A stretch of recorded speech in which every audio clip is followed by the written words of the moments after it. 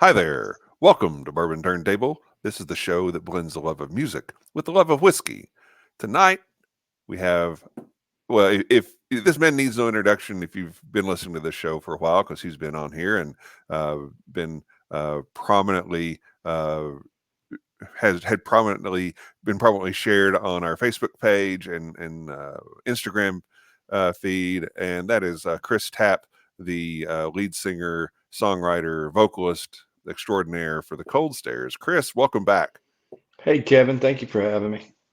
Well, you're always welcome. It's always a treat to have you, and we've got a lot of really cool stuff to talk about tonight. But before we do that, I want to tell everyone about Bar Cart Co-op. Bar Cart Co-op is a collection of friends who produce content for the whiskey enthusiast. Distillers Talk with Alan Bishop and Christy Atkinson. They will talk with distillers from across the country and around the world about anything and everything distillation. Alan also has a show called One Piece at a Time Distilling Institute. On that show, if you have a question about something in terms of distilling, if you may be a distiller, you can send him a question and Alan will post a video response to it. Alan also has a show called If You Have Ghosts, You Have Everything. On this, he breaks away from the whiskey world and gets into the spiritual and the supernatural and a little bit of everything. So be sure to check that show out. It's always a lot of fun. My Whiskey Den airs live Monday nights, 9 o'clock Eastern, 8 o'clock Central. My Whiskey Den is where craft whiskey is king. Be sure to join Pat and Mike and Mitch. They always have a lot of fun on their show. And last but certainly not least is Whiskey in My Wedding Ring with David Levine. David is an excellent writer out of Brooklyn. He does some great reviews. He has some great interviews with distillers. Really good, fun show, smart show. So be sure to check that out. And as for us, if you're watching us on YouTube right now, we would appreciate it if you would go ahead and smash that subscribe button so you won't miss anything great like this show today with Chris. If you want to listen to us, we are on your favorite podcast platform as long as it's Apple, Spotify, or Google.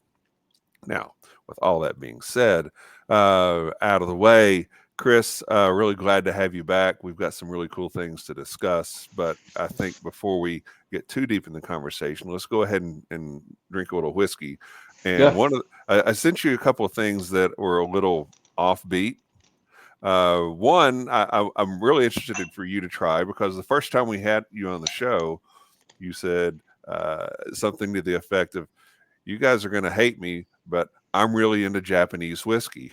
Well, Yeah. no, we don't hate you for that. But I've got this new one in. It's from World Whiskey Society, and it is a Japanese single malt whiskey that's finished in bourbon and port ruby casks.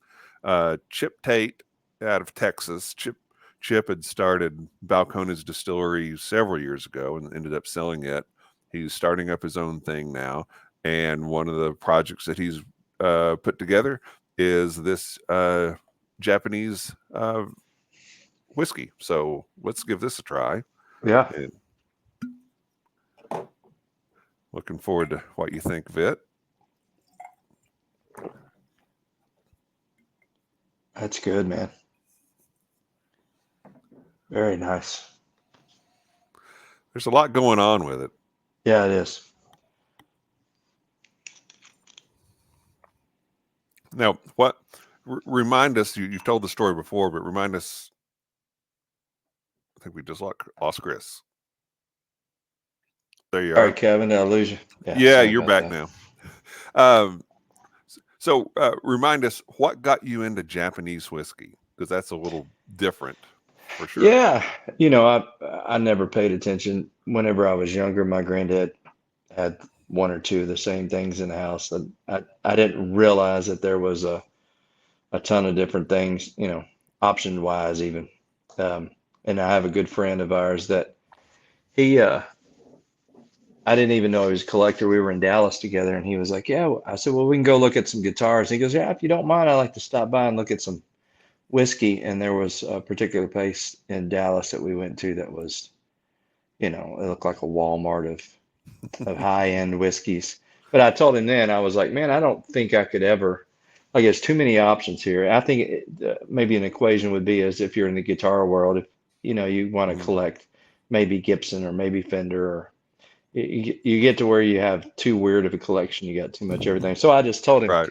he knows I have a love of Asian stuff and Japanese stuff, and I saw a couple things in there, and I was like, yeah, maybe that would be my niche if I was doing to grab a few things. Maybe I'd stay in that realm. At least I could be knowledgeable in that. Yeah. Well, uh, I think this is the last time we had you on. We had a Japanese whiskey, so we'll maybe make this a tradition to at least have something from Japan for us to taste together when you're on. It's an easy way to get me on the show because I like it, and I like with everything else in Japanese culture, they tend to be uh, quality control. It tends to Mhm. be through the roof. Yeah. So I'm always interested in seeing anybody that finishes samurai swords and does the other things they do. Yeah. They're applying that to whiskey. It's got to be good. Yeah. Now, have y'all played Japan?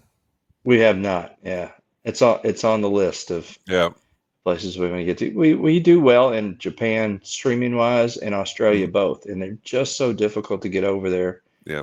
and to make it make sense financially. Um, Yeah. so, but it's on the list. It's on the list. Well, hopefully you get there.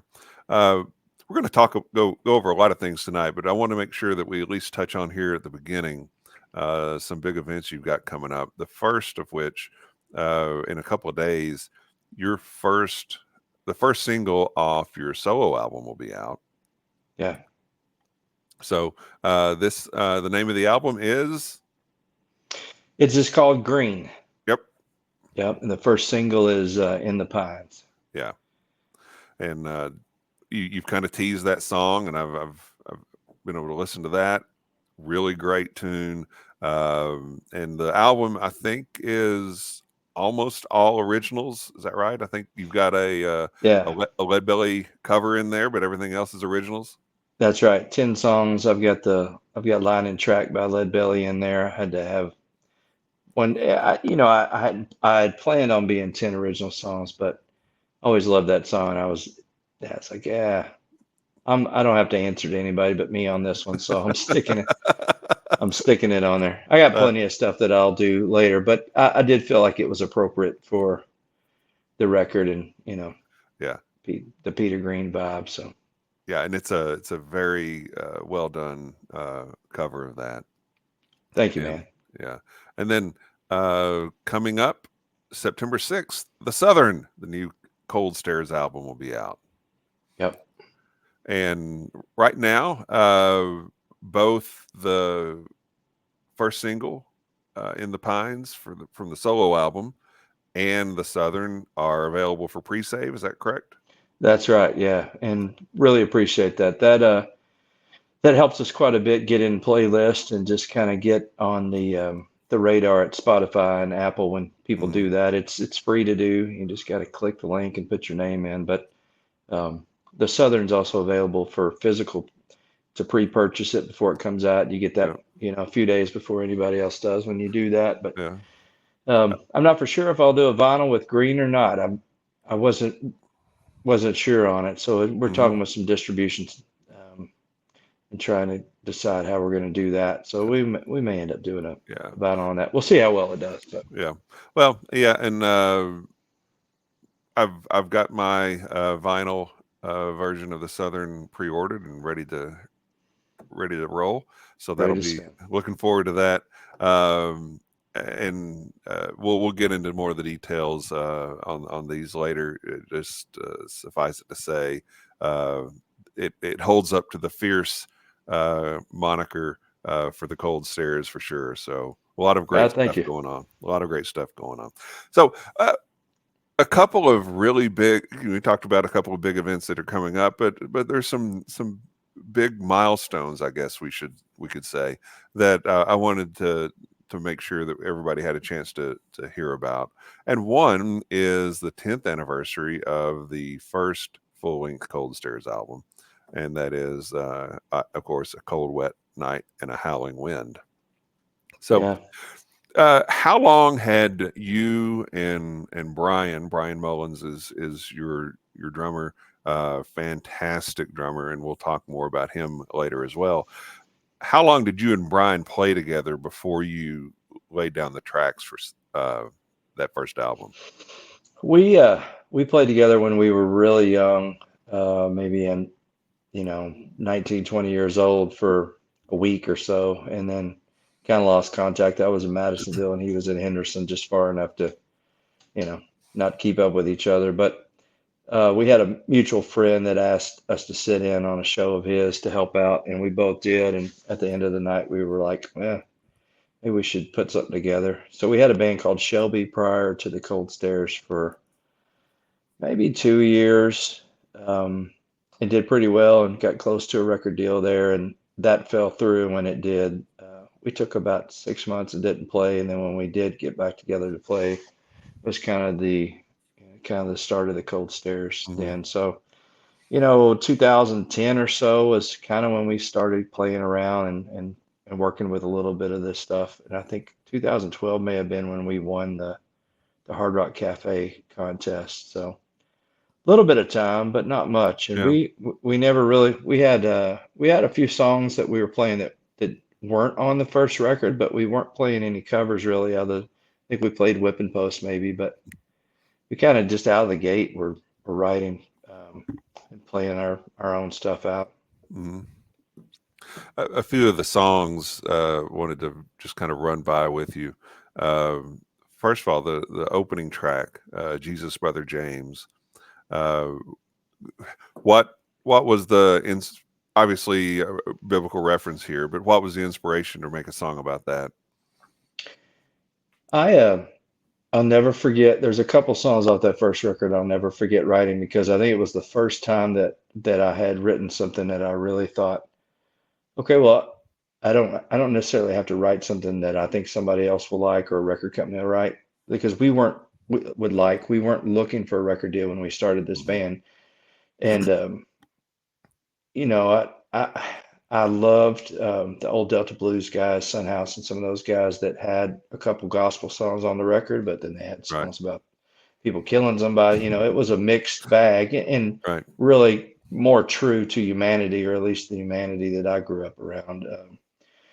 Um, so when Brian and I got together, we kind of discussed what we wanted it to sound like, and I said, yeah, I was listening to AC/DC Flick of the Switch. I had riffs in my head and just Hmm. kind of, um, but I had gospel on my mind for whatever reason that day. And I walked in the house. There was a little cubby hole in the front of our house that had a little desk in it.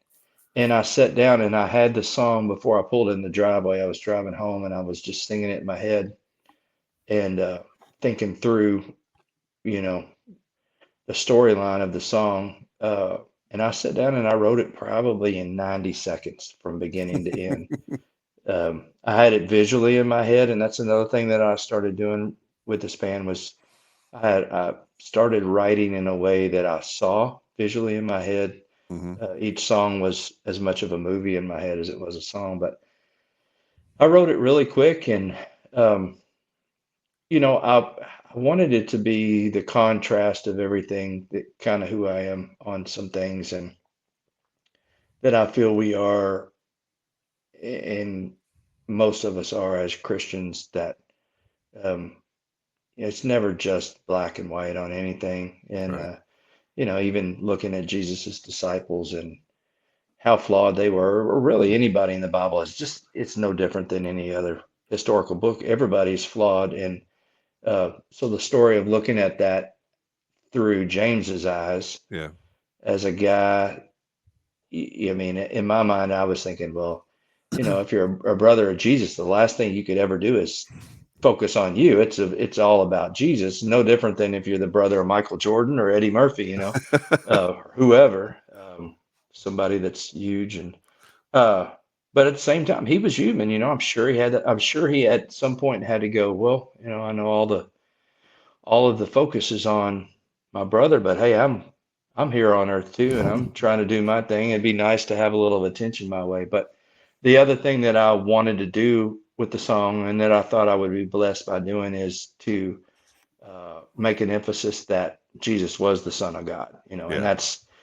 it's a human story. That song's a human story, but it's also a confirmation of my belief that, Christ was the Son of God. So it was an easy one for us. Once I got that one out, and I'd written John right after that. Once I got those two out, I kind of had the outline sketch of what I wanted the Cold Stairs to be. Yeah.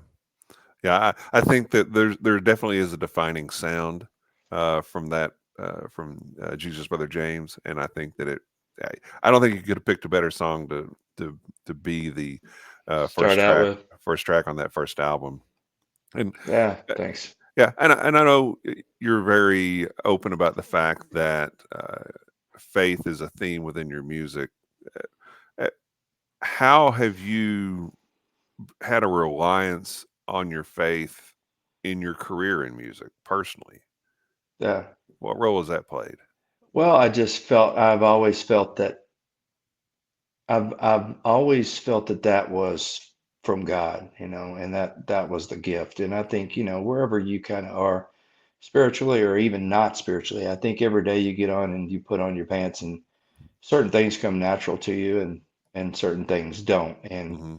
um, I never have had a time in my life where I didn't have music in my head, where I wasn't hearing rhythm, and that I didn't feel like that was a big part of my whole of who I am is music. So I always attributed that to God, and I was always thankful um, that I had that. And I have a lot of empathy for these kids. My son's 17, and trying to Hmm. figure out who he wants to be and what his strengths are, and um, I never had to figure that out. So uh, that that part, and not saying that I'm great at anything or I'm not, you know, whatever, but it was just some people have the knack for basketball or engineering or whatever else, and I Right. knew I had it with music. So knowing that has always made me thankful, and no matter what we've accomplished or I've accomplished, I've always been able to go, well, thank you, Lord, for that, even when Yeah. I'm doing something stupid or made a wrong choice or whatever else. Uh, he doesn't call all the plays on the court, but he is the person that puts you on the court. That's the kind of way that I think about it, is, Hmm. in that way. So Yeah. that's played a big role of it. And I was always turned off by, and nothing, everybody's got their own thing. I was always kind of turned off by Christian bands per Hmm. se. Um, but that's great for some people and it works for some people. But to Sure. me, uh, I never wanted to push that on anybody. I wanted it to be, I didn't want to ignore it and not have it on the records because, first of all, I wanted to have it on there as kind of a thank you for having this talent, but also the guys that I love, Sunhouse, Johnny Cash, Hmm. a ton of people, even Dylan. There's so many songs that have gospel overtones, Right. and it's part of who I am. So if I'm writing from a honest place, then that stuff comes up. I'm not going to hide from it. Just the same way as that I don't hide from having a song that somebody gets killed in, because I grew up watching westerns and listening to Delta blues, and that's a big part of my storytelling as well. So Yeah. Yeah. Yeah. That's great, and I appreciate the way that authenticity comes through in your music. I think authentic kind of gets overused in relation to music anymore, but I think that it's very appropriate in what you do and what you write and what you sing. I Uh, appreciate that. getting back to uh, the first album, uh, just a couple other songs. Carousel is is a very interesting tune. It has a real haunting drum part in there that Brian does a great job with, and basically it seems to be a song about revenge or karma. Is that Yeah. fair? Yeah, that sounds funny because we played it early on out, and then we stopped playing it. And I think Brian really liked the drum part, Yeah. and I don't know why we moved on. We had so many songs at one point that we just kind of moved on to some other songs. But there was a running joke for a while. I would say Brian would say, "Well, someone's so hard to record." I said, "Well, what's your favorite song?" Carousel. Because he missed playing it out. He was it's a killer drum part. And really that is a great example of me having a guitar riff, and Brian could have just played anything on there. He just could have been, a number of drummers would have played something that was not as musical or thoughtful. Right. And knowing that we were a two piece and knowing he had to have something in there that was interesting, that was a great drum part. So Yeah. Yeah. I apologize to him for not keeping it in the set longer, but I like that one too. And that's also a good starting point for a lot of songs that we have a touch of meanness to them and a touch Hmm. of revenge and a touch of I've been done wrong. Everybody can relate to being done wrong, and Sure. it's the carousel imagery was it's always going to come back around. So Comebacks around again. Yep. Um, one of my favorites is Ingrid Pitt, yeah, and if people don't know, this is Ingrid Pitt. yeah. So, uh, why a song called Ingrid Pitt? What was going on there? I was a huge fan of the Hammer horror movies whenever I was a Hmm. kid. Dracula with Yeah. Christopher Lee and Peter Cushing, and I was infatuated with those movies. And then, I think the uh, the show with Kiefer Sutherland with the vampires. Oh, Lost Uh, Boys. yeah, The Lost Yeah. Boys. That was out when we were in grade school and middle school, and I always loved that too. I always loved that kind of thing. And I think we were halfway, a little bit more through the record, and I thought, I'm trying to just have some ideas of songs that kind of got outside of the realm of just the normal story. And Hmm. I had just been watching Hammer horror stuff, and I thought she was amazing in that. Really, the song has nothing to do with her other than visually, it was a song about vampires, and Hmm. I thought of all the things that I want to call the song, I'm just going to name it after an actress that was in a lot of the vampire movies that I Yeah. love. She's obviously a beautiful woman and was in a lot of those movies, but it wasn't necessarily about anything to do with her. But I tell Yeah. you, we've just added that back in the set because anytime I do one of these things where I say, what's your favorite song or what needs to be in the set, I get so many comments about that one. So Yeah. it's back in there. Good. Good. That's one that I don't think I've seen you guys do live yet, but so I'll look forward to that. Um, Red Letter Blues uh, Yeah. is you talked about been done wrong. I think that is definitely a song that's about that. Yeah.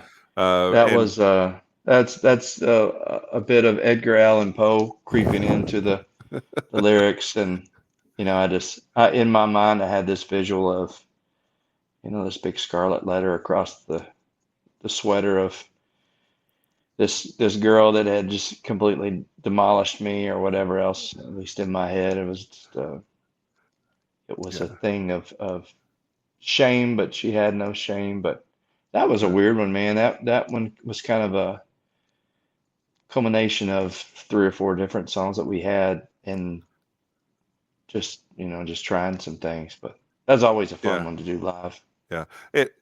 It starts with this nice lilting keyboard Yeah. uh, riff, and then the lyrics are the exact opposite of what's going on Yeah. musically, and then the Yeah. guitars kick in, and then it all fits, and then it goes back to the keyboards again.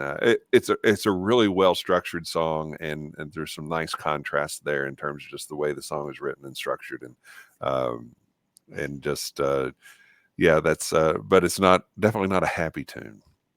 Yeah. Yeah. It feels good getting it off your chest though sometimes. Sure. I was that was prior to my first divorce, and I was getting some things out there, but that one's always been a good release to play Yeah. live. And we were again at that point. I was trying to figure out kind of what the formula was, who the Hmm. cold stairs were for songwriting, and that was a little bit of an exploration on that. Yeah. Um, One other off the first album, and this is a cover of a Peter Green song, "Oh Well." And uh, before you talk about your version of it, what makes this song so great to you? Um, the thing that I love about it the most is probably another thing that I'm proud of us as a band in is that it sounds blue collar. Mm, It to me it always the vocal always it's not Steve Perry and it's not it's not an amazing vocal. It's just like a guy leaning over on the bus or on the bench or whatever else and telling you hmm. and I remember the first time I heard it on the radio, I loved the guitar and stuff in it. Yeah. And I loved the breaks, but it was almost like it's jamming and he stops just to talk to you for a minute. And I love that. Yeah. And don't ask me about the shape I'm in, it just sounds like something I would have heard in Kentucky whenever I was growing up. Yeah. My legs are thin and I don't know. I immediately, as soon as I heard that, I immediately felt like that was my own. And we spent zero time kind of working that out for the record. It was the first time that we had done an album, and it's the first time that I could go, well, I'll just put whatever I want on here. So I Right. like this song. We're going to put it on here. So Well, there are several covers of that out. Yours is a little different than most in that you start out with a very big dramatic intro before it kind of gets into the traditional song itself. yeah, And I think that kind of sets apart your version of it for sure. I tried. I was listening to Clutch a lot during that time too. I wanted it to be heavy like that. I was kind of Yeah. a hybrid between Clutch and Fleetwood Mac, but I wanted it to be heavy, and I also didn't want to play it exactly like Peter because I thought that was a little bit sacrilegious. So we just changed the riff a little bit, try to Yeah. keep the idea of the song together. Yeah. Now you had said that there were two songs. I believe you said there were two songs on the first album that you remember exactly where you were and what was going on when you wrote them, and one was Jesus Brother James. What was the other? John, we wrote John really early, and we ended up pulling that one, and it ended up being on a later record that we did with Mark Needham. Yep. Um, but I wrote both of those. I wrote Jesus Brother James, John, and Cannonball between a Monday and a Tuesday night. And me and Brian had gotten together once and played around and thought, well, this is going to kind of work. And I came back up there with those three songs the next night, and he was like, "Dude, whose songs are these?" I said, "Well, that kind of felt like you know, they felt honest to me. I don't know. I wrote them. Yeah. Felt like maybe where we were going." And he was all in. Then he was, "Oh, dude, this this is what we need to be doing." Like, because prior to that, we were so close to a record deal. We had done showcases and stuff, and Hmm. sat at the table across from some of those label guys, and I was at that point, I was working my butt off. Just had my daughter, and I was doing anything I could to try to make a living at music, and trying so hard to get a record deal. I was trying too hard, Hmm. and wasn't writing who was, the person that was really behind the pencil. And Yeah. those three songs, first three songs were definitely me. Yeah. Well, that's a pretty good run there. I mean, Dolly Parton famously wrote "I Will Always Love You" and "Jolene" on the same day. So Yeah. you getting cranking out three fantastic songs over a Monday and a Tuesday. That's pretty solid. Yeah, not in the dolly realm, but I'll take it. I'll take Yeah. it. Yeah. So again, 10th anniversary of A Cold Wet Night and a Howling Wind, which is a lyric out of Ingrid Pitt. Uh, Yeah. is there a reason that you chose that lyric as the album title? I thought it was pretty visual. That Hmm. Ingrid Pitt was a very visual song to me, and I thought I we kind of weathered a lot of storms at that point. We didn't really know what kind of storms we would have ahead of us, but at Hmm. that point, I kind of felt like that record sounded like being stuck in and getting through the storm. So Yeah, very good. Um, then for a fifth anniversary, uh, Ways came out 2019, and this, if you just go down the track list, it's just stunner after stunner after stunner. They're just jam packed album. Um, what was the mindset when writing and recording Ways? I believe you just come off of album before that was Mountain, right? yeah, uh, Yeah. yeah. Mountain. When we did Mountain, I was going through chemotherapy on the backside. A lot of those songs. We had a few of Hmm. those songs for a while I was uh, getting through cancer, and that album was really. I love Mountain, and it's got some great songs on it. But it was really a lot of that was written under the duress of me not knowing how long I was going to be around. It was Hmm. kind of a scary time. When we got to Ways, I had gotten a clean bill of health. I felt good, and I thought, you know what? We're not going to make a record in Nashville. We're going to go somewhere that feels like home to me, which ended up being Sam Phillips in Memphis. Hmm. And I thought, you know, we might we might not be on the level of some of the people that we admire that's been in there, but as a songwriter, I can write at the very best of my level that I can, and try to. I just felt an obligation that if we were going to go in there and record and make a record at Sam Phillips, we should at least have the best songs that we could possibly have. So yeah, I wrote and wrote and really thought about kind of the Hmm. craft of writing on that one. Yeah. Um, and that shows. I think it really pays off for you. Again, the opening track on this is "Any Way the Wind Blows," and is that your most streamed individual song, or do you know? I think right now in the nighttime, Oh, really? uh, maybe yeah. Okay. Those two kind of battle for the top for the longest time. I was sleeping with lions until anyway the wind blows came out, but Yep. uh, we had some help with that one. It's been in synced and it's been in a couple shows, and then also our friend Joe Bonamassa had posted about that one right after the Yeah. Ways record came out.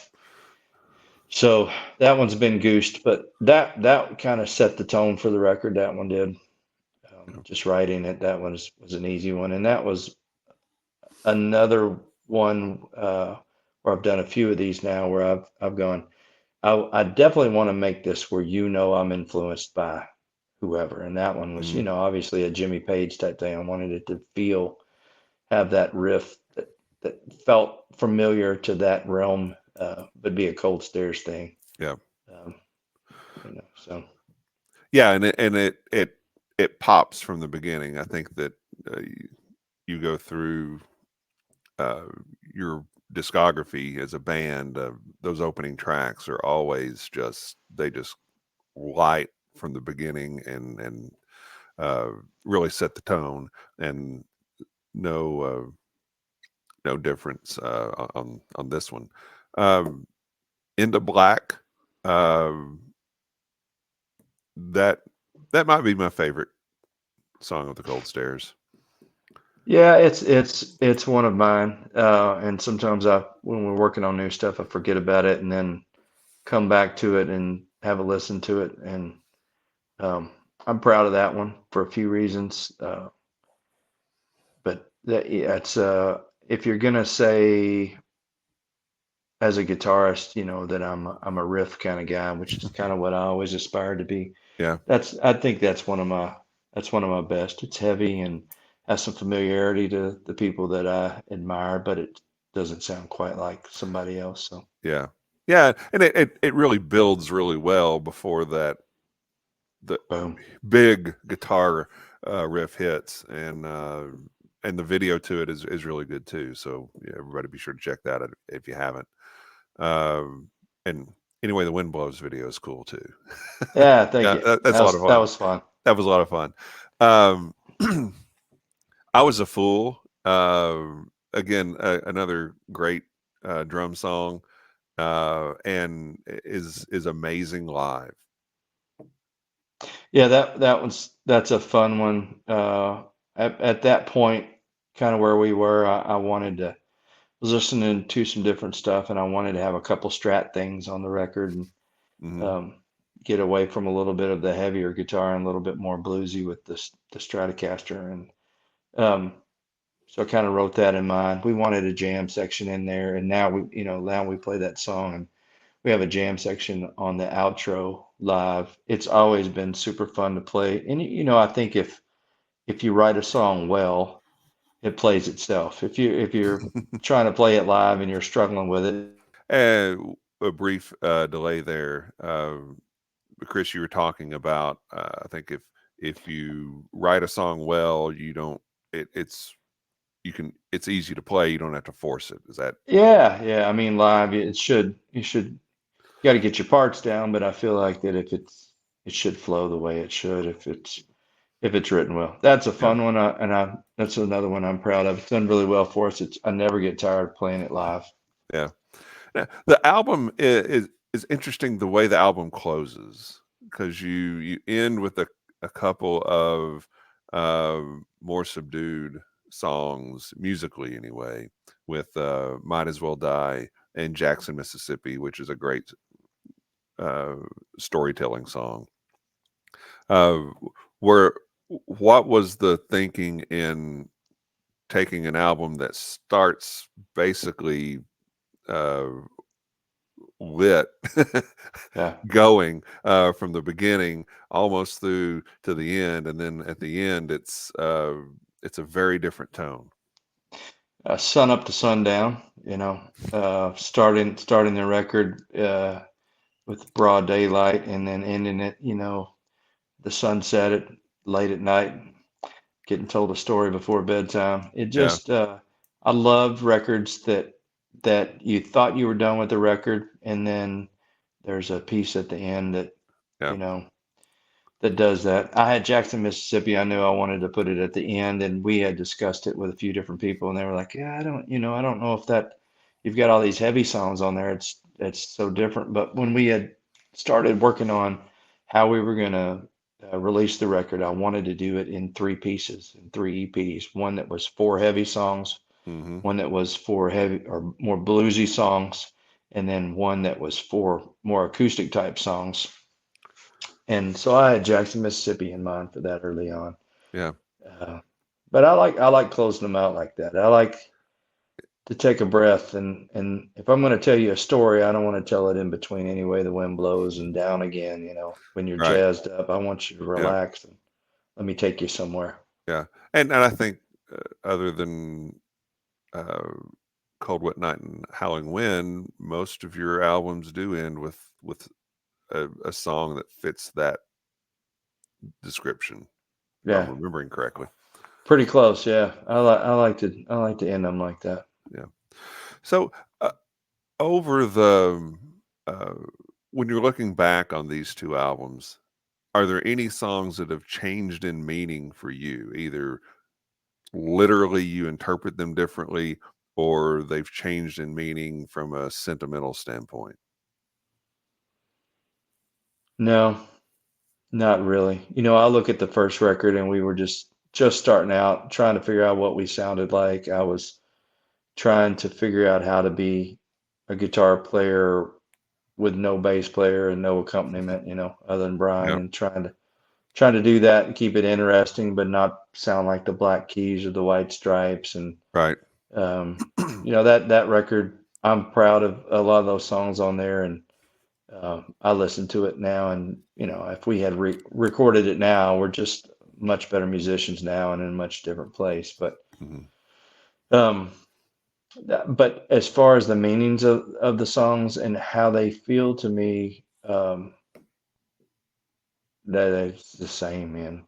I think probably with all of my material, because I'm pretty clear on the intent and the meaning behind them, and Hmm. what they mean to me, and being visual, they kind of take me back to that place.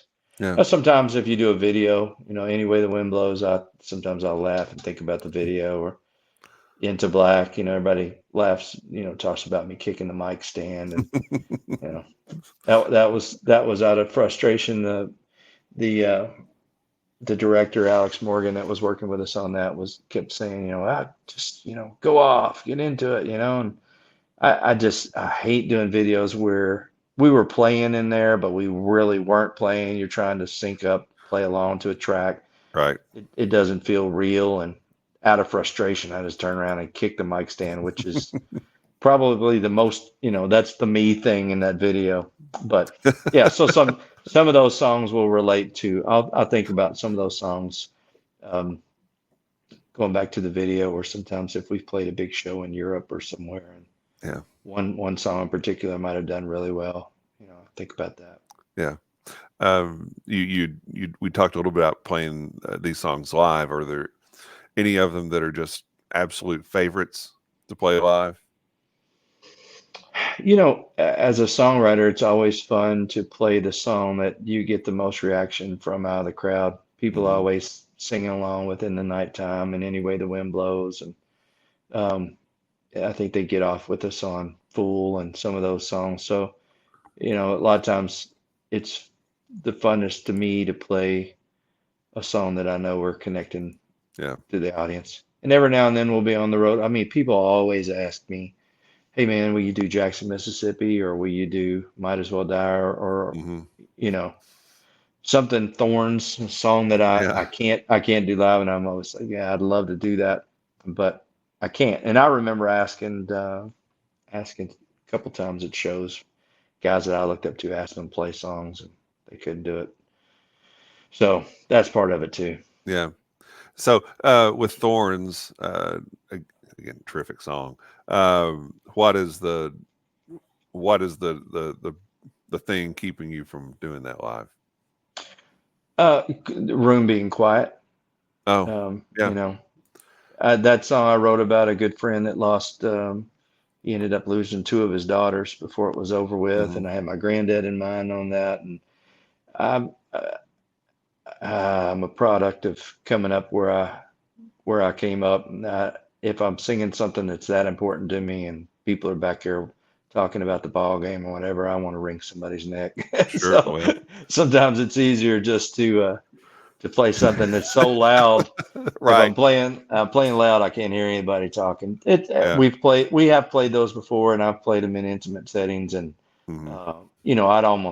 I had somebody show up at a show in Sweden, and they were, she pulled me aside and she said, I know you wrote that. You're talking about Might As Well Die. She said, I know you wrote that for your wife, and it just means a lot to me and my husband. I just pulled her outside with the acoustic guitar and played it for him. I'd much rather do that sometime than try to push something over when everybody's in a Yeah. club being Yeah. loud or a venue. Yeah. That I yeah, absolutely get that. There is a venue here in Louisville called the Monarch, and it is a listening room. Yeah, And it's a pretty intimate setting. You know, maybe 7,500 people. But it's, they tell you right before you're not talking during the songs. You clap when the song is over. You're not messing around on your phone the whole time. You're yeah, here to honor the artist and to listen to their music, and it's great. yeah, I love it.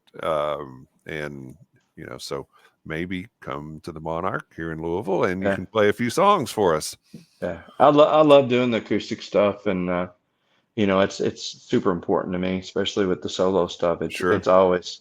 It's a big deal for me. But it has to be the right room. In Nashville, a lot of rooms in Nashville, you can get away with that. In a lot of places in Europe, Hmm. we can get away with that. But in the States, and Right.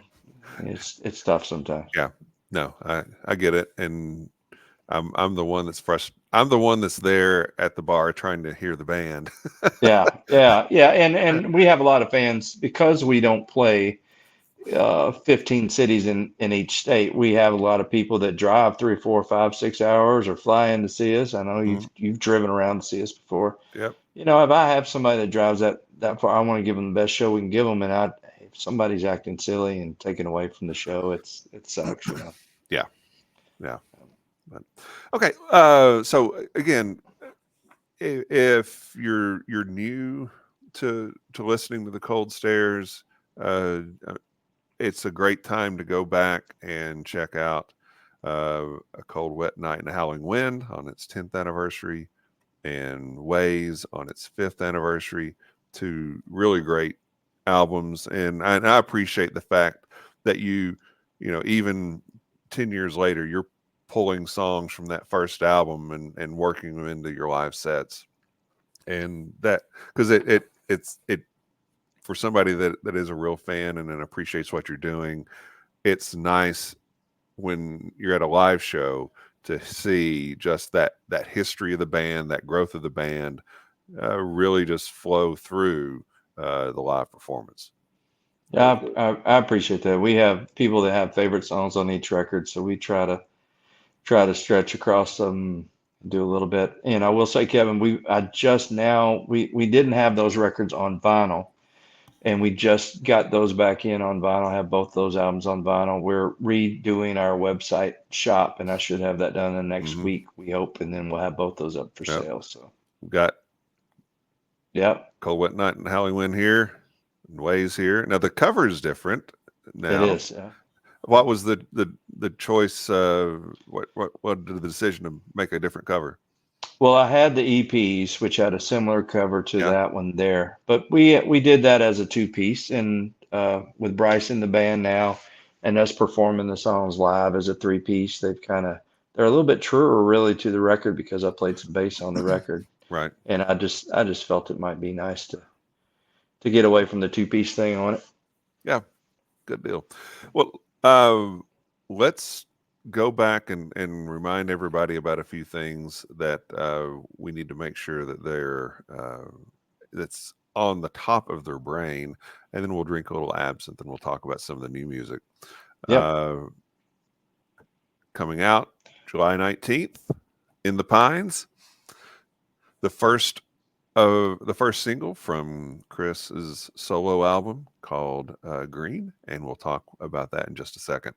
And then we also have The Southern coming out September 6th. So far, we've got 3 singles out from that. We'll talk a little bit about each of those and see what else we can expect in terms of singles before September 6th.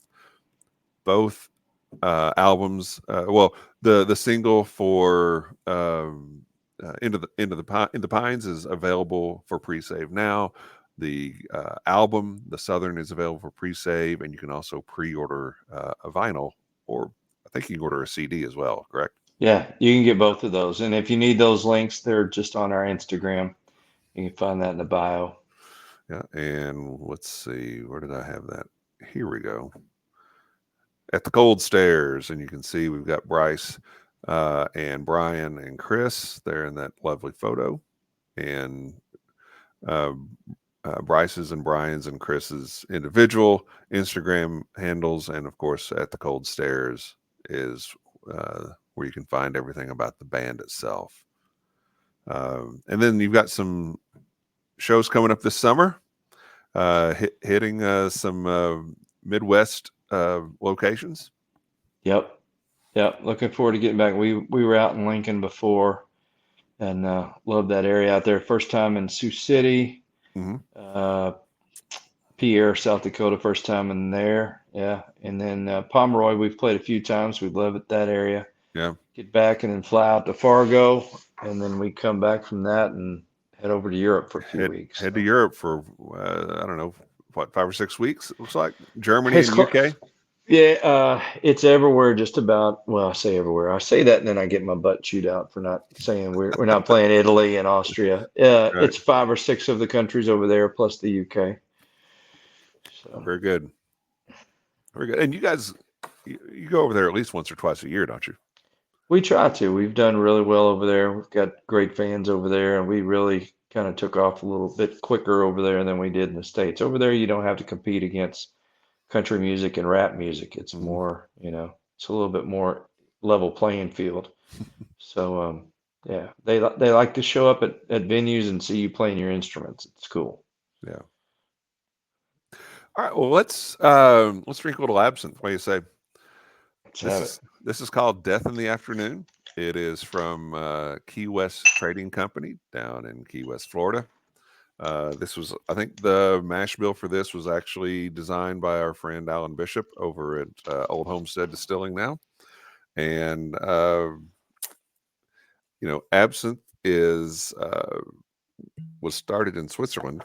So I thought, well, you guys play in Europe quite a bit. Maybe we'll kick in a little absinthe for you.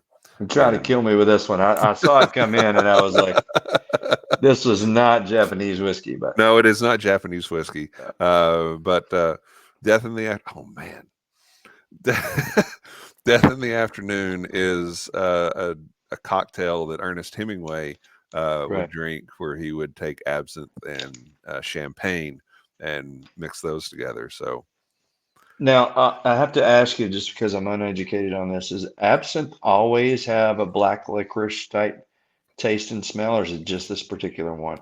no, it's a fairly common taste in there. The anise and the fennel kind of give it that licorice taste.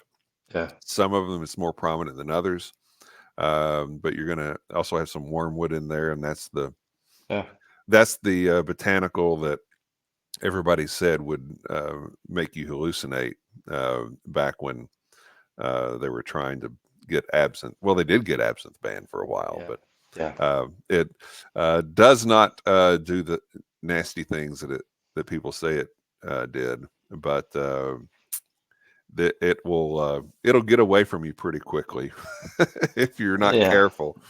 Um, I'll save the rest for a cold night whenever I need to get warmed up here. uh, The heater and goes out. and this just actually, Death in the Afternoon just won several awards down at the New Orleans Spirits Convention. So congratulations to all involved. Let's talk about the solo album. Okay. And Green, named after Peter Green. So share with everybody, if anybody follows you on Instagram, they're going to know a little bit about this story, but share with us, please, how that came to be, the name of the album. Sure. I've been a Peter Green fan. Obviously, we had OL on the first record, but I've been a fan all my life, and since I was very young, and kind of followed his career and just some correlations on stuff that he went through and some people that I love have gone through, and just kind of a tough story. And then after he passed, I saw a couple years later that they were selling off. They were gonna have an auction with his stuff. So, I had no idea what the stuff would sell for, but I had a good enough runway, as they announced it probably about 6 or 8 months before they did the auction. Hmm.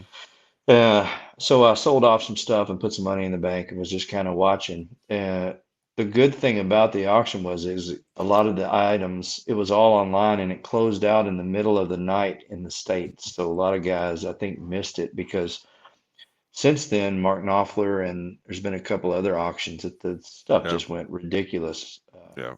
prices. But Peter had a really cool collection of guitars, and there was a few in there that I had my eyes on, but there was a video on YouTube of him going through his collection when he was still alive, and he pulled out the National and was talking about how much he loved it. And I thought, Hmm. man, it'd be if I could only get one, that's the one I wanted. And as Providence would have it, we were on tour in London right after the auction closed. So I thought, okay, well, if I can get a couple of these or get one of these guitars, then I can pick it up at Bonham's when we're in London. And it worked out. I ended up getting a Gretsch guitar of his, a 1962 Silvertone Demon, and then the one that I was really adamant about was the National. He had two Nationals. One I think went for $150,000. That Wow. was a early 30s. I can't remember what it went for. It was way out of out of my price range. And I think everybody's focus was on that national, and my national ended quickly after that one. Hmm. And it went under the radar again. And as luck would have it, I was able to get it. So we were in London on tour. I got the guitars. I got them in the cases and carried them on the airplane with me and got them home. Um, and immediately really, really bonded with the National. I'd been Hmm. wanting to do kind of a solo record. I was trying to think of things that I love to sing and play that, on a cold stereo record, I can't have 10 songs and five or six of them be acoustic. So, Right. but I really live in that world and love that world a lot of percentage of my time that I'm working on music. So I knew I wanted to do that. Well, I had the National of Peters and Hmm. um, Is that I just, this one here? yeah, that's it. Yep. And I started writing songs on it and just was super inspired by it. Not only just because, I mean, it had its stuff in the case, leftover strings and picks and scribblings, and it just had a mojo to it. But when I started writing those songs, I started thinking, this is something that belonged to Peter, and he wrote on it, and he used it in the Splinter Group after Fleetwood Mac, and it was important to him, and Hmm. it still has an inspirational value to me, and I'm writing songs with it. But I wouldn't be if it wasn't for Peter. Uh, and so, I think we have as humans, we have a shorter lifespan than a lot of these instruments. These instruments go for many generations sometimes, and I think a good one like that Hmm. hopefully has songs in it for me, and hopefully has songs in it for whoever has it after me. And I think it's a great thing to have that inspiration documented. So Peter had stuff with it, and now I have it. So I wanted Hmm. to do a tip of the hat. I didn't want to do a Peter Green tribute record where I did Peter's songs because Right. um, I'm just not into that. I love some tribute records, but for me, I want to be inspired by it and do my thing with it. And so I started writing songs. I'm gonna end up having 10 total that were inspired by the guitar. I'm not using any other guitars on the album other than Peter's National. Hmm. I'm using one microphone through the entire thing and being as creative as I possibly can. With the other acoustic stuff I've done with the cold stare stuff, I always uh, mix it and do all that work myself, and I'm doing that on this one, and it's just been really satisfying. And hopefully it does well, and whether it does or it doesn't, I think the intention on maybe bringing light of Peter's career and his influence to somebody Hmm. that doesn't know him, um, and maybe somebody that doesn't know me but finds out that I've got his guitar, and hopefully I do it justice. And Yeah. it's been really satisfying. Yeah. Uh, Peter Green is a guitar player's guitar player. He is. Yeah. You ask people such as myself, who's your favorite guitar player? Stevie Ray Vaughan or Jimmy Page, Jimi Hendrix, and Yeah. but you ask a guitar player, who's your favorite guitar player, and Peter Green is high on the list of a lot of the guitarists, really good guitarists that I've talked with. Yeah. Yeah, I mean, he's the inspiration for a lot of stuff. And of course, famously, Kirk Hammett has his Les Paul that he had for years, which was Hmm. uh, Peter, went from Peter to Gary Moore. And Gary Moore had an amazing career with it. Now Kirk Hammett from Metallica has it. And same kind of same idea, now it's making music, made music with both of those guys Right. after Peter. But, I think of Peter as a guitar player as like a Sam Cooke or an Otis Redding. The younger generation, a lot of people might not know those names as well as a Hmm. Mariah Carey or a Whitney Houston. But as Hmm. far as singers go, when you hear their vocals and you hear what they do, you immediately know this is next level. And I think Hmm. Peter's guitar playing was the same. B.B. King famously said he was the only white boy that he ever heard that scared him. Such some kind of quote like that. Yeah. But for me, it was I love Peter's vocals. I love the songwriting, but I felt like that his solo guitar work really emulated his vocals too. Hmm. So Yeah. And, for people that may not realize it, Peter Green, I mean, it was Peter Green's Fleetwood Mac sure, back in the late 60s. And I don't, people that say, uh, white middle-aged women drinking vodka cocktails saying that they love Fleetwood Mac, they don't recognize what Fleetwood Mac really was when it started. sure. And nothing against white middle-aged women drinking vodka cocktails, but that's Yeah. just you when you Or the later Fleetwood Mac, which was amazing too. Lindsey Buckingham came in, and that band was amazing. And Peter stepped out of that band. He never really wanted to be in the front. That's why he named it Fleetwood Mac. yeah, After Mick Fleetwood.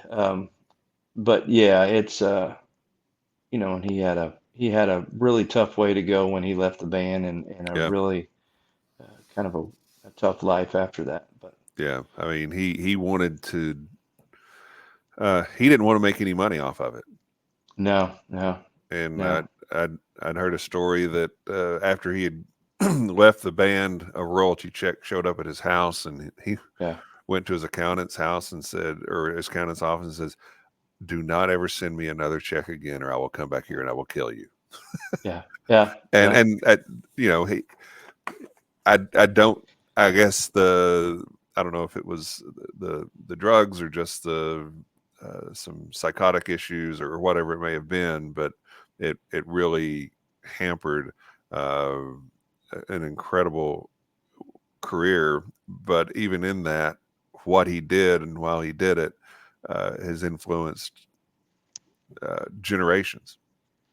Yeah, I had in grade school, my godparents lived behind me, and there was a drug epidemic, Hmm. around that time in Kentucky, and they lost two kids in 1 year, and Wow. both of them to drugs. And I used to wait for the school bus in the morning at their house, and for more than a year, I sat at the kitchen table in the morning and watched their mother just cry every morning, smoke Hmm. cigarettes and cry till I got on the school bus. And that probably scared me away from fooling around with drugs ever. But Peter's story, I don't think I don't think it was a mental illness prior to the German incident where they came into Germany, and he ended up at a party and some people gave him some bad stuff. And man, Hmm. it only takes one time, Right. sometime of getting the wrong thing, and he dealt with that the rest of his life. It's Yeah. incredibly sad, but you know, Yeah.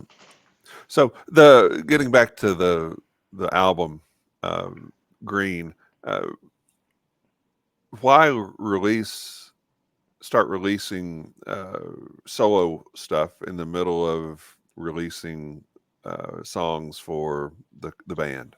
yeah, a couple different reasons. One thing is the way the Spotify kind of works is you can't release really anything and hit the algorithms or hit playlist Hmm.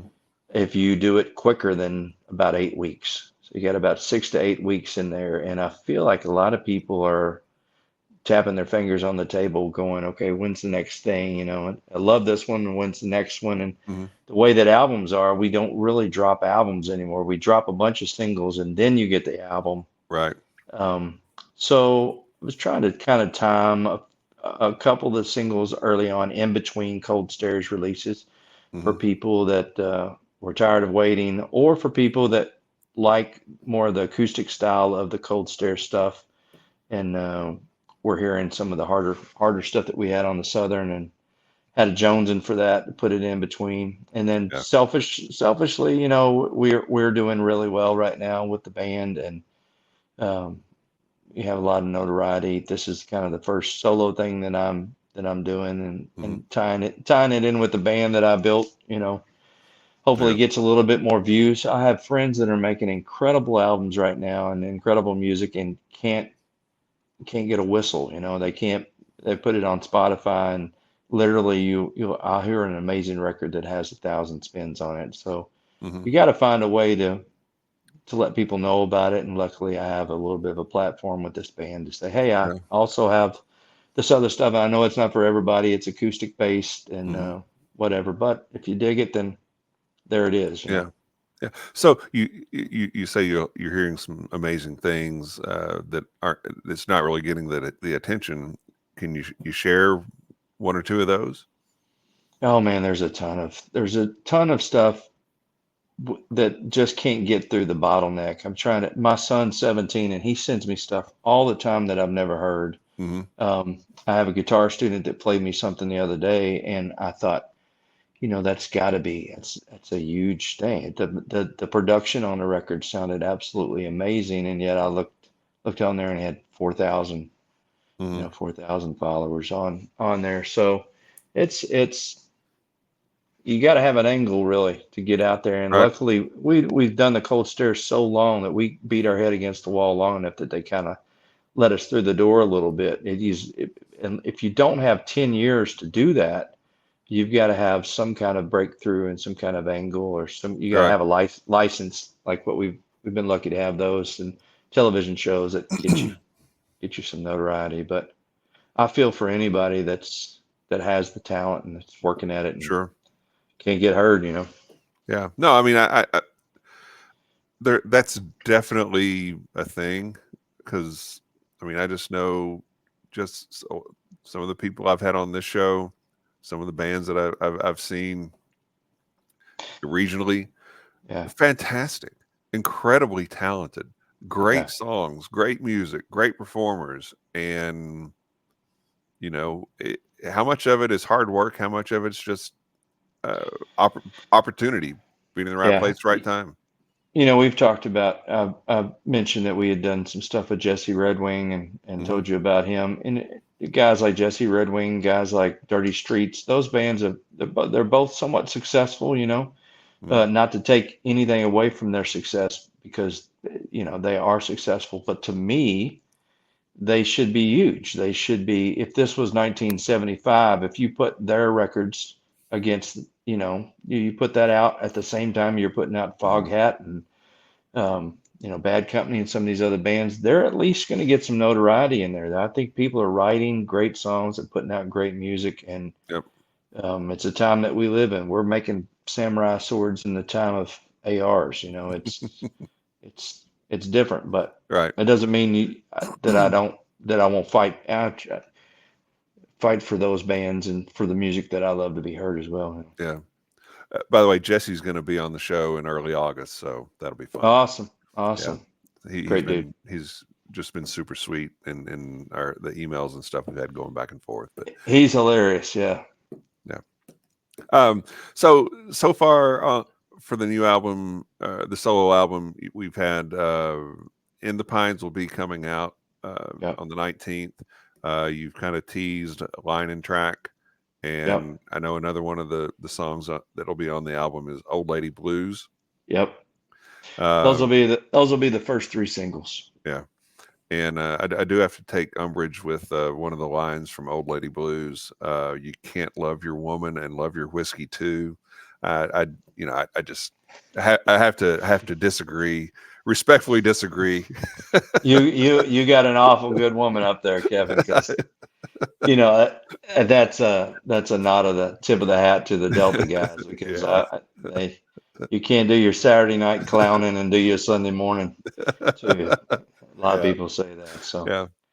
So yeah, yeah, uh, uh, is, uh, Brian or Bryce on the solo album at all, or is it just you? yeah. Brian is Yeah. he's playing a couple things on there with me, and I played bass for so long before Bryce was in the band and Mhm. studio, so I kind of cover that. And I try not to I don't want to put too much bass and drums on this because if Mhm. it sounds too much like a Cold Stairs record, I want to put it on a Cold Stairs record. Right. But we've got the Cold Stairs have two albums in the can already, and that's the other reason for kind of doing this record. I'm in a creative bliss right now, kind of writing, and I don't want to just put out two records on a year, so Yeah.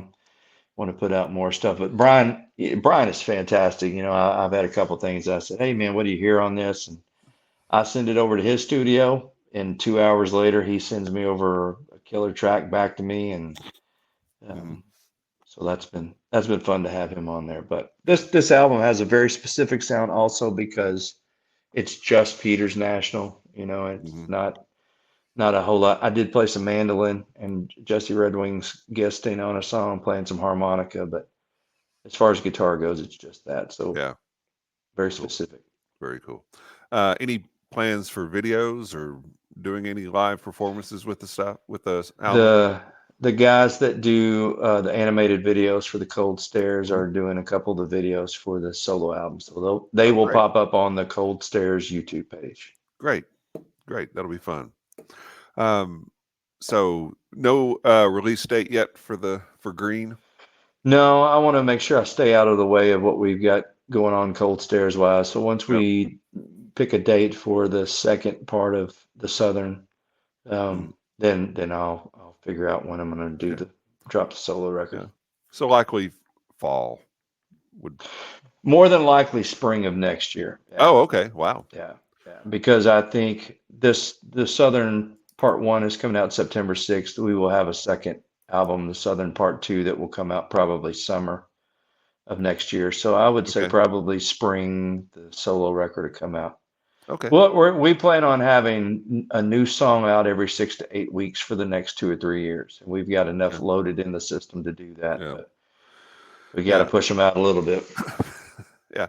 And so now I want to switch over and talk about the Southern again, September 6th. Um, the latest single off of the Southern is "Blow Wind Blow," and I think that was released what late June.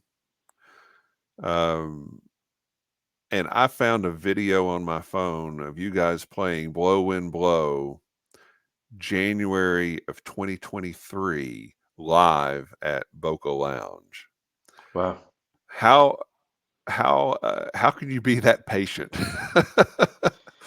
It's very difficult, and that's probably why we have so much music backed up to release. Yeah. As soon as I kind of had the idea for the Southern and what I wanted to do with that, then I had written that song, and that was kind of the template of where we would start. Mhm. Yeah. But yeah, Yeah. So why the Southern? man, during COVID and lockdown on the back end of that, two things happened. We did a ton of interviews.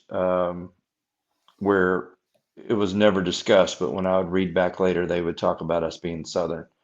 Mhm. And then when we were in Europe after lockdowns and we were on tour, we got some write-ups and it would say we're a Southern blues rock band or whatever else. We never said we were Southern. We were making blues rock or whatever else. But Right. a lot of times I think, especially with my dialect, maybe overseas, Kentucky sometimes can be more Southern than the Southern states in ways. Right. As far as the way we talk, people will ask me if I was from Texas or if I rode horses. It's like um, we kind of got stuck with that and labeled with that. And around that time, there were a few prominent people that were more in the country realm that seemed to Mhm. be trying to define what Southern was, and it was Mhm. not always a nice connotation of what it was. And Yep. we grew up in Kentucky, and we never were around or really saw any of the stereotypical negative things about being Southern. We Right. saw, the opposite of that, and so I thought, well, if they're going to kind of define us as Southern, then I'm going to make a record that shows them where our real Southern roots are. Mhm. And yes, we played in the Moose Lodge and we played in the Elks when we were 13 or 14 and we had to play covers, but we played Skinnerd. Yeah, we did Three Steps and we did some of those songs, but we also played Robin Trower and AC/DC and Led Right. Zeppelin. And, it's just like whenever I was a kid, I remember going to Florida from Kentucky and stopping at truck stops. And you go in a truck stop and they had the cassette rack there and it was you had Skinner and Molly Hatchet, but again, you had AC/DC, Yep. Bad Company, Free, Foghat, Yep. Zeppelin, and to us, that's really what that's part of being Southern to us was those influences. So I appreciate the nod of the hat and people saying that we're Southern. I'm not trying to shy away from that, but I don't want a couple knuckleheads to define what that is, and then Yeah. somebody say that we're Southern and it has some negative connotation to it. Hmm. Southern to me, uh, my Southern is also Delta blues and Hmm. Mississippi, and we grew up a few hours north of Memphis and that area. We also grew up a couple hours from Nashville and came from an area that was noted for John Prine and Yeah. Chris Knight, and so Yeah. So Southern isn't necessarily uh, Southern rock, but it is kind of the whole Southern experience, if you will.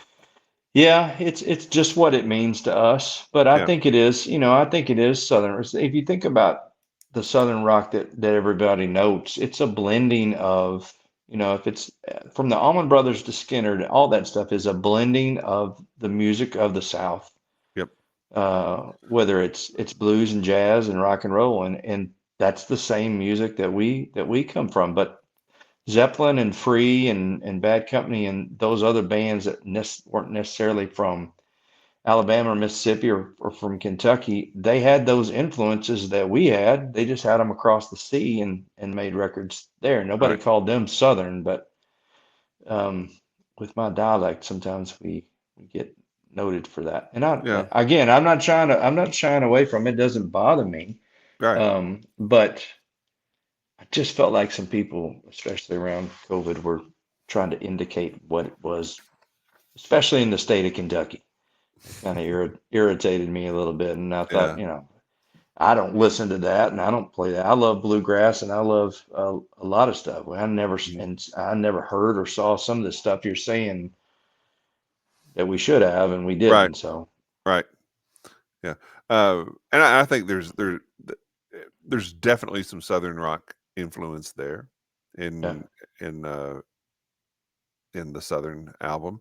Um, I can. It's not. It wouldn't be a stretch to picture Ronnie Van Zant singing a song or two.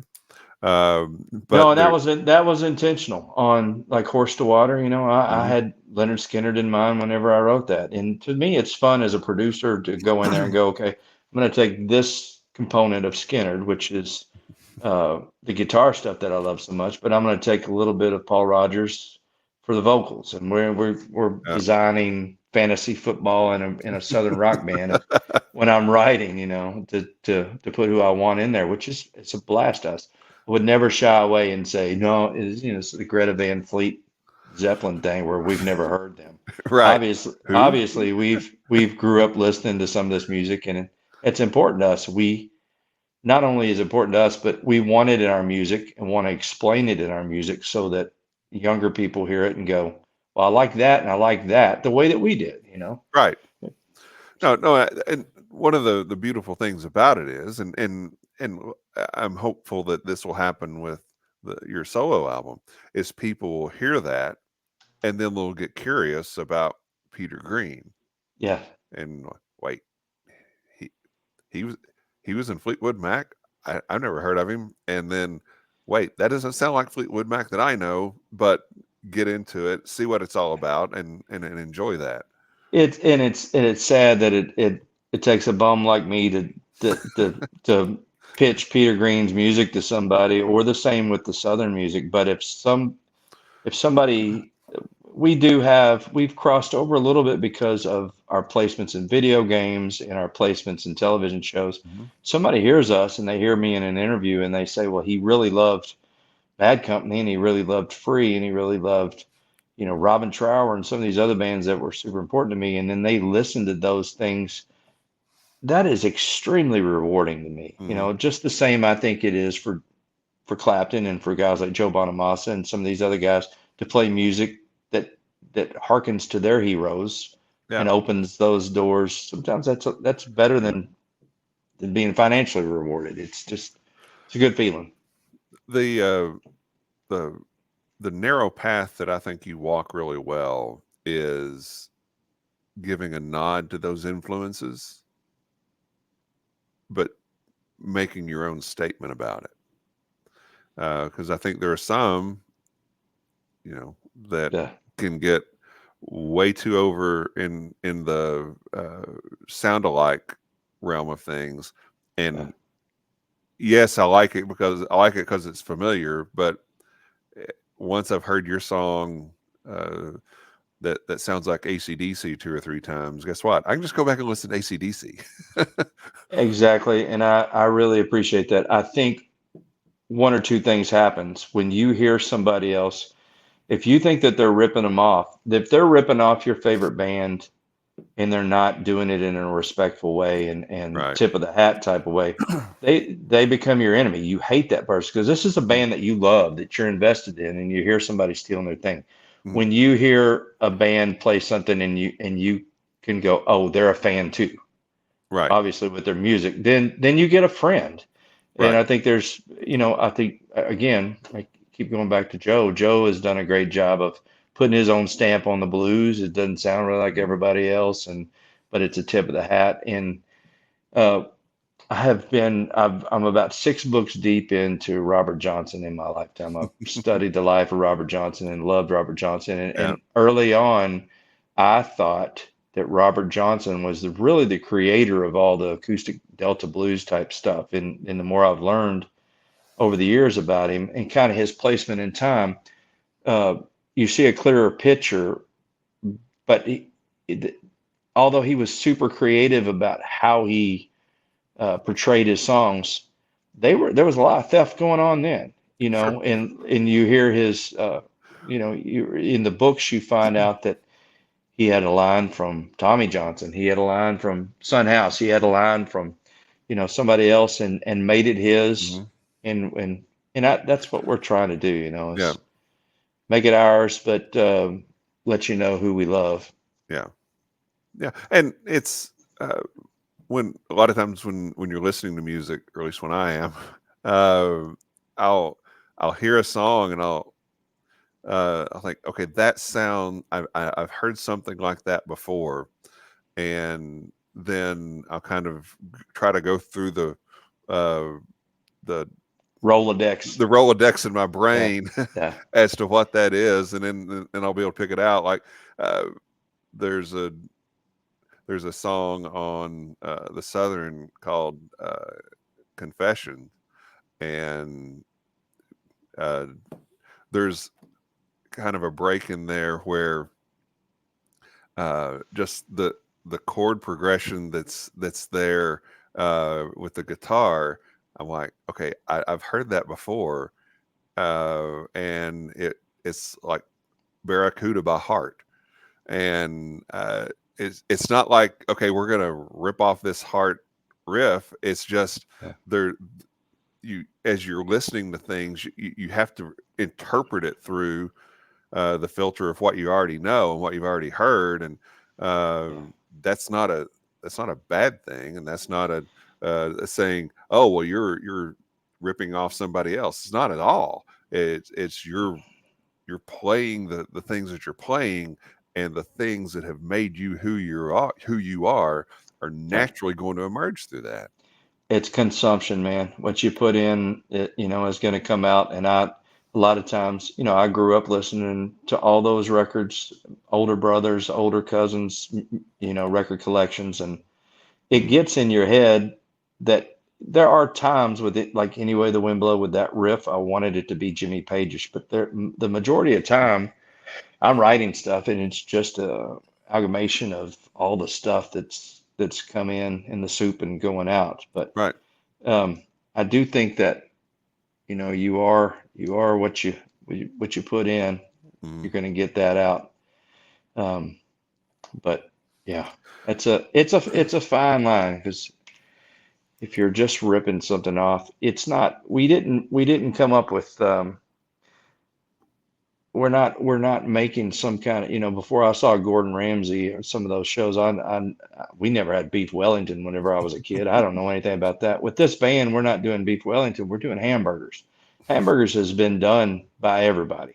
Right. You're not going to reinvent the wheel playing blues rock and roll. What you can do is create an environment that you have your own stamp on it Yeah. and you're doing your own thing and you can be noted for doing that well. And that's more of what we're trying to do.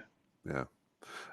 One song, the second single off the album is "Coming Home," and I really liked the song when I heard it. Um, but when I saw the video, uh, there was just a real connection to it, and uh, part of it's the train whistle at the beginning, Yeah, um, and just growing up in a small town, all the imagery that's in that video. I mean, I don't know where you shot that, but uh, everything, every building, every setting that was displayed in that video, I could point to that and I can say, okay, we had that in my town. We yeah, had that in my town too. And it's become one of my favorite Cold Stare songs. Just with the combination of being great tune anyway, and then the video with it. yeah. Thanks. We shot it in Kentucky, and Yeah, it you can sugarcoat it any way you want to, but you are, where you come from, you don't choose, and it is what it is. And to people that haven't been there, I know when we travel Europe, my perception of what a city or a town is and what it would be like to live there is skewed through the eyes of being there for the first time. But yeah, I grew up in Kentucky, and I get my wife's uh, obviously from Indiana and has a very Hoosier mind versus a Wildcat mind. And, I'm just 4 or 5 miles south of Kentucky over the Ohio, but it's a mhm, different world when you cross over into Kentucky than it is here. And yeah, we love it. I'll always be from Kentucky. I was born in Eastern Kentucky. I love Kentucky. So yeah. Um, what other singles do you have planned between now and September 6th?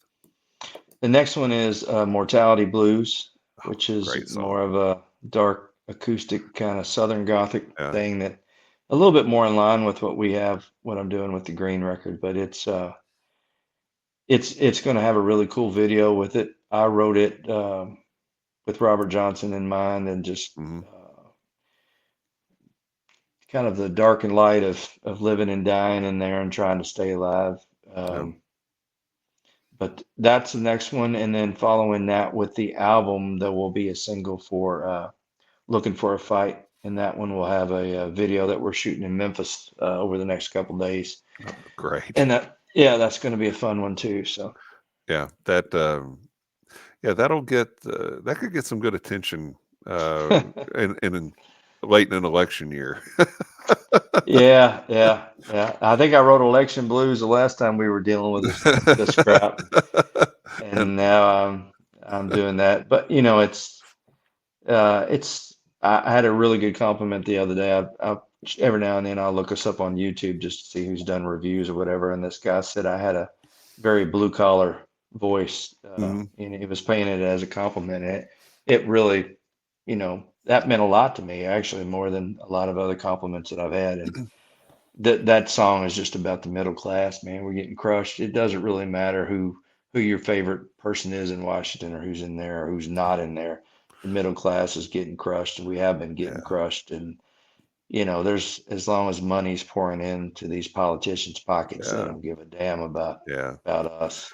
If you're counting on a politician to save you, at this point, you're just not paying attention. You should assume that they're doing the opposite of that. And we got to get. I heard my granddad say it his whole life. I don't know that ever anything will ever change, but as an artist, I have to think about what's honest to me. And Mhm, we bought a house, and the house went up in value, and then my value of my house went up, and my taxes went up, and then my taxes went up, and then the insurance went up, and then yes, it's like, but I'm not making any more money. We're still in concert church for the same price that we sold them in 2019. It's like it's tough. So yeah. if that pisses you off and you're out there, you're probably going to like this song because the sentiment was, it doesn't matter if what side you're on. You can't say anything without getting in an argument with somebody. It's not Right. 75% of the people believe one thing and 25%. It's 50-50 right down the middle. And The problem is that we don't realize how much we're actually swimming in the same swimming pool. It's Yeah. the lifeguards that are in Washington that are controlling everything. So Yeah. Yeah. Well, that will be a great video to look forward to. yeah, Um, so, and I'll say this: the songs that have come out on the Southern, and as you trace back, as we did a little bit tonight, going back to a Cold Wet Night and a Howling Wind, the and I think that first album is great. I mean, I listen to it often.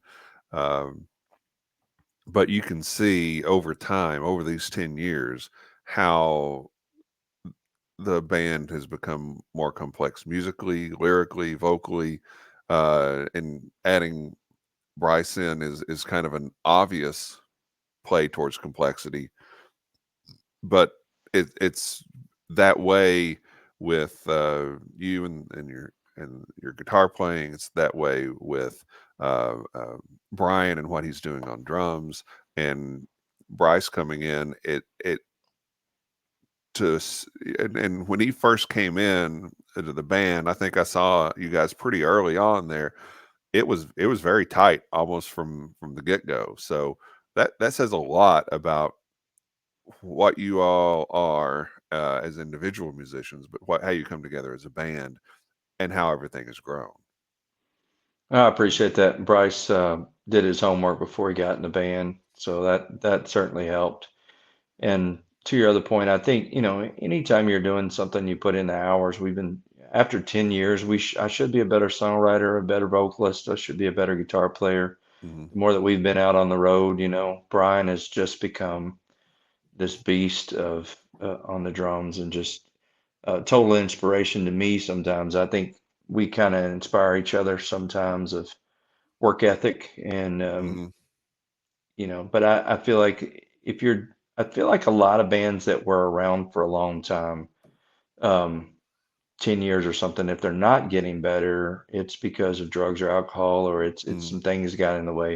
If you're out there working, the bands that we admire, Clutch, some of the bands like Rush, some of those bands that Hmm. had long careers that I feel like continually gotten better. You're always gonna have songs early or late in the career that some people are gonna connect to more than others, but if you're not playing tighter after 10 years and you're not playing as well, then just something going on. Yeah, yeah. Um, so what's a lot going on now, and so what's next? We've got the Southern Part Two. Um, Sounds like maybe in a year. Can you wait? Yeah, Can you wait that long? I don't think it won't feel that long because we'll have so one thing we had we did a 3 album deal with Mascot Records, and the last record, this third record, is the Southern. That Hmm. album really we wanted to put out a year ago, like 6 months after Voices, we were ready for another record, and they held the contract so they could tell us when we were going to release it and when we weren't. We pushed Hmm. that back. But one thing that I made a decision on at the end of going into this last album was that never again are we going to go that long without putting out a record. It really it stifled us. It stifled me creatively writing. It's I have that blue collar work ethic my dad had and my granddad. I feel it's the easiest thing for me to do. It's the thing that comes naturally to me. So why am I not working as hard as I can work doing that? So our intention was after this record to have a new song every 6 to 8 weeks and to have at least 2 records out a year. Hmm. So we'll have after this one, after the Southern comes out September 6th, within 8 weeks after that, the first single off the Southern Part Two will drop, and we'll drop those all the way into the other thing it doesn't help anybody do is if you got 10 songs and you drop 3 as singles and Hmm. then you put the record out, half the people, 3/4 of the people don't hear the back end of the record. So it Hmm. makes more sense. I don't like it, but it's just the nature of the beast that if you're going to put out 10 songs, you need to drop 5 or 6 of them first. Yeah. Yeah. So we may get around that in another way of dropping maybe 3 songs at a time later on next year instead of dropping one. But as of Mhm. right now, you'll hear something new from us once every 6 to 8 weeks, and you will hear a new record probably every spring and every fall moving forward. And Mhm. then in between those records, you're going to hear Chris Tapp records, solo records, and then you might even hear a side project that me and the guys do that's specifically about something, or a live album, or a tribute album. I don't know, but it's like we all can play. We enjoy playing. We love being in the studio, and I love writing songs. And I feel like every week I'm getting better at that. So we intend to work at that. Yeah. You can't make a living at it if you kind of do it. You're either doing it or you're not. And Yeah. so So, uh, congratulations. A lot of great stuff going on. And the success could not happen to a nicer guy or a greater trio of guys. So I'm really happy for you guys, proud of what you're doing, and just excited that you've uh, given us some time here to talk. And it's always great to chat with you and get your perspective on what's going on. appreciate you having me, Kevin. Appreciate the support, and yeah, always fun to get a little package in the mail to talk to you anyway. So Yeah. never know when that'll come in handy. Well, as we're kind of winding things up here, wanted to again mention if you're not already following the Cold Stairs on Instagram, you can do that, and you can get with Bryce or Brian, and of course Chris at Chris Tapp Official as well. Anything else on the social media side of things you want to mention? That's about it. We're easy to find. It's just the Cold Stairs. The website is up if you're looking for tour dates for in the States or Europe, either one. It's just you go to the Cold Stairs page, and then under shows, you'll see everything. The links for the pre-saves are usually in our bio, or pretty easy to find. Yep. Hit the pre-saves up, pre-order uh, the Southern on vinyl or CD. Again, if you're watching us right now on YouTube, we appreciate that. Also, if you're listening on your favorite podcast platform, we appreciate that as well. We do have a Facebook page where we release all of our shows, including this one. We have a Facebook group where you can post what you're drinking and what you're listening to while you're drinking it. Maybe it's some Japanese whiskey and a Cold Stairs album. I There I you can go. I can tell you this happened to me more than once. Me too. Me All right, too. Chris. Thank you again, sir. And look forward to what you guys have coming out, and maybe we'll get together again in a few months and catch up some more. Anytime, Kevin. All right, and looking forward to seeing you guys live. I've got to find a spot that I can get to and see y'all again. It's been, I don't know, 4 or 5 months since I've seen y'all, so I'm getting an itch. That sounds good to me. All right. Well, on behalf of Chris and myself, until next time, thank you all for watching, and cheers, love, and Cheers. free bird.